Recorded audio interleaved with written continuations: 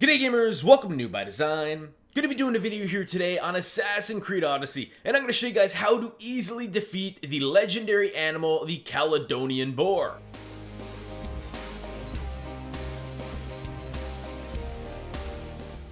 Alright gamers, so as you can see, I've got nothing really that special for gear, probably the sort of gear that you guys would be using for this fight. Having a decent bow or a bow almost your level will be a huge advantage. Make sure that you're full of normal arrows and paralyzing arrows as well, and some abilities or one ability that'll help you significantly will be Devastating Shot. Alright gamers, so if you guys have tried this fight, you know how just brutal it can be, so let's start off with some advantages. We're going to go ahead and switch over to the paralyzing arrows because he's weak to them. We'll go ahead and load up a devastation shot and then start charging it up before we walk into the ring, because as soon as we do, he will start charging us, as you'll see in a second here. Go ahead and take that headshot here. 7,000 damage if you use the paralyzing shot and you've charged it up full, and it's a critical, so try to get all those, although it is difficult. You'll see here, we only got 2 of them there. We'll try another one here, but you do not want to take too many shots here because the ads will start spawning in. I find with these ads too, basically you want to try to fight them in this water area here because it makes it a lot easier because you'll be able to see them. Try to keep them on the same side, although that's pretty much impossible advice because they'll be kind of all over and you'll just be trying not to get killed by them.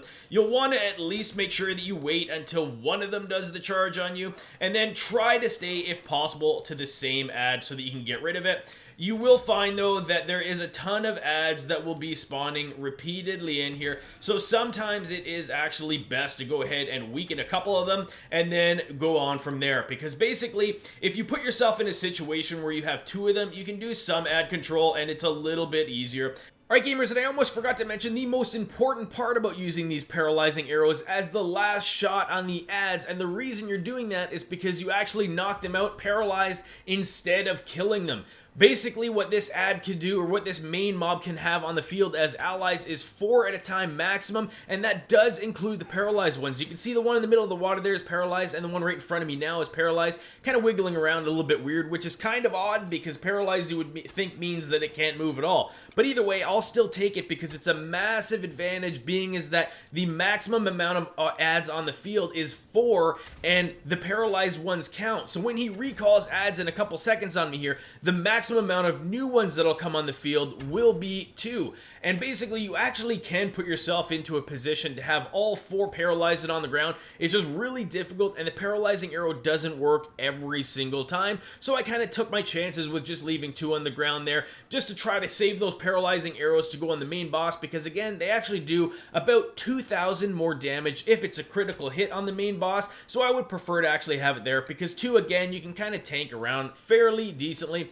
But we are out of paralyzing arrows now, so it looks like everything that we're going to be using right now from this point on is going to be the regular arrows, which isn't so bad. And now what I'm going to do is just try to get rid of at least 1 more of these ads to give me a little bit more free range to go ahead and actually damage the main boss there. But it's going to be difficult because now they're just going crazy chasing me. But again, biggest thing to remember about this, guys, is make sure that you use and have full stock of paralyzing arrows. Use them all. At least knock 2 of the ads out, although if you want to and you're able to, go for all 4 because it'll make this boss fight significantly easier. Again, I just went for knocking 2 out because the damage is so significantly more using the paralyzing arrows on the boss that it just kind of worked out and was worth it for me. Alright gamers, so now that we've easily beat this boss, let's go ahead and turn in our quest for the reward, which is a pretty epic bow, the Artemis bow, and let's go ahead and take a look at the stats of it. It looks pretty sick, so it should be something that at least helps us out in the future here. Looks like the main perk on it, or the main advantage to it, is 20% extra damage for Predator Shot ability, which I don't really use,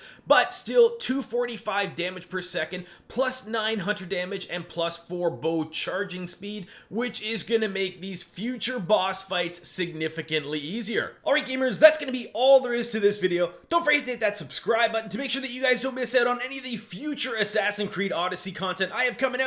And if you guys are struggling with anything in Odyssey, go ahead and leave a comment in the comments below. I'll probably be able to hook you up with a video to help you out. Alright gamers, thanks for watching.